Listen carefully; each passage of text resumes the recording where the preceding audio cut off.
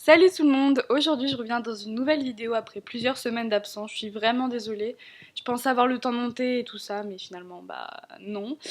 Du coup encore désolée et je promets d'avoir un rythme un peu plus régulier de vidéos. Et donc voilà. Alors dans cette vidéo je vais vous montrer un peu les bases de Final Cut Pro pour celles et ceux qui souhaitent passer à Final Cut Pro et qui en ont marre d'iMovie. Donc je vous invite à aller voir ma vidéo sur comment avoir Final Cut Pro gratuit et si ça vous dérange pas on commence tout de suite. Donc premièrement, on va aller créer notre projet. Donc vous allez cliquer sur Fichier, Nouveau, puis Projet. Et donc là, vous allez nommer votre projet, régler la qualité, le format, enfin bref. Moi, je m'attarde pas trop là-dessus. Perso, les réglages de base me conviennent très bien. Donc je clique sur OK. Là, ensuite, en haut à gauche, vous allez avoir vos vidéos présentées, enfin classées sous forme d'événements. Donc vous aurez vos projets, les musiques, les nanana. Donc voilà, moi je trouve que la présentation est assez claire et donc c'est trop bien. Alors pour sélectionner votre plan, vous cliquez puis vous glissez la souris et vous allez la placer en bas. Donc là, moi je l'allonge un petit peu. Et pour que ce soit plus facile à travailler, vous voyez en bas vous avez deux loupes et vous pouvez agrandir votre plan. Et voilà, moi je préfère avoir un...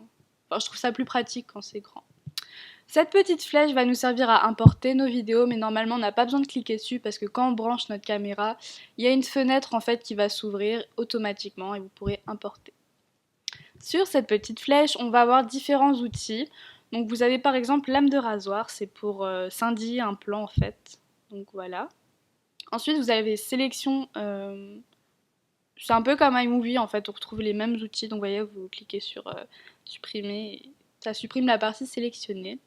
Ici, c'est pour réduire et allonger un peu. Enfin, moi, je m'en sers pas trop, je trouve ça pas tellement pratique, mais bon, après, voilà.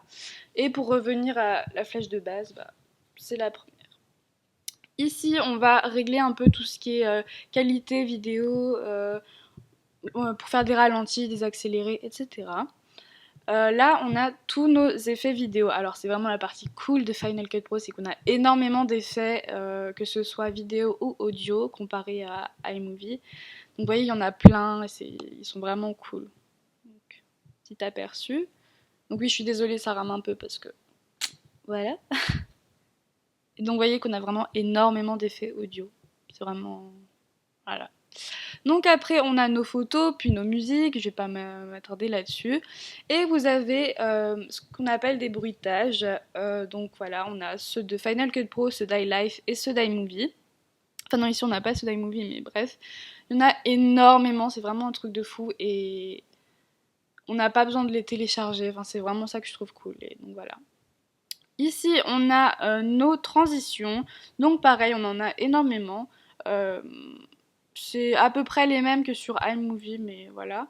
Donc pour placer une transition, on la met entre deux clips en fait. Et vous pouvez allonger la... Vous pouvez l'allonger en fait pour l'agrandir. Ici, donc, on a tous les textes. Alors, voilà, vous le placez. Vous pouvez le bouger comme vous voulez. Et pour écrire le texte, enfin, je pense que tout le monde sait faire, mais vous sélectionnez, vous écrivez ce que vous voulez. Donc voilà, je le replace un peu. Et puis ensuite, en dessous, on va avoir tout ce qui est taille de la police, Donc voilà, là, vous avez toutes les polices de votre ordinateur qui sont ici. Et en dessous, vous allez avoir tout ce qui est contour, éclat. Donc ça, c'est vraiment des détails. Je vais pas vous montrer tout dans cette vidéo, mais voilà. Ce qu'il y a de bien aussi, c'est qu'on peut superposer plusieurs titres, ce qu'on ne peut pas faire sur iMovie. Donc c'est pareil pour les photos, les vidéos, etc. Ici, on a des fonds. Je m'en sers pas tellement, je me sers plus des fonds de couleurs, genre fond vert, fond noir, fond blanc, etc. Et donc voilà. Ici, on a plusieurs titres et transitions à thème en fait, que je trouve vraiment trop cool, mais je m'en sers pas vraiment non plus, mais juste pour vous montrer. Ouais, c'est des transitions assez cool à thème en fait. Il n'y a rien d'extraordinaire quand même. Mais... Alors ici, je vais vous ajouter un effet pour vous montrer un petit peu. Donc je vais prendre n'importe lequel et je le place sur ma vidéo. Et on va pouvoir régler donc l'intensité de l'effet. Enfin, ça va vraiment dépendre de l'effet. Vous n'aurez pas vraiment toutes les... Enfin, il y a des effets que vous ne pourrez pas changer, d'autres que vous pourrez améliorer, etc. Enfin bref. Quand on clique ici, alors ici ce sera pour agrandir votre vidéo, la déplacer, vous pourrez également la tourner, donc vous avez le bouton rotation. Ici le bouton recadrer, donc c'est à peu près pareil qu'iMovie en fait, on aura recadré, puis on aura Ken Burns aussi. Ken Burns, je sais pas trop comment expliquer, en fait vous allez zoomer progressivement ou dézoomer progressivement, donc comme ça par exemple. Donc voilà. Alors en dessous, ce qu'on a, ah oui, on a l'outil distorsion, c'est pas mal aussi. Ça sert quand on incruse des vidéos dans une autre, par exemple dans un écran d'ordi, etc. En dessous, vous avez stabilisation, donc ça c'est plus pour les vlogs, mais celui de fin, je vous conseille pas de l'utiliser sur Final Cut Pro, c'est pas trop mis au point, mais bon, bref. Là, je superpose donc deux clips pour vous montrer. Il y a le mode fusion, donc vous pouvez régler l'opacité par exemple. Alors pour l'audio, j'ai pas grand chose à dire. C'est pareil qu'iMovie, on peut améliorer notre audio. Et là, vous avez les infos de la vidéo. Donc voilà.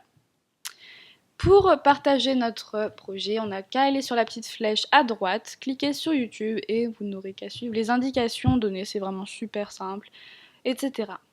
Donc voilà, j'espère que cette vidéo vous aura plu. Encore une fois, je suis vraiment désolée du manque de vidéos. Si vous avez des idées, n'hésitez pas en commentaire, parce que je compte reprendre mes vidéos, donc vraiment, vraiment, vraiment. J'espère que cette vidéo vous aura aidé. N'hésitez pas à me laisser vos impressions sur Final Cut Pro. Et moi, je vous dis à la prochaine vidéo.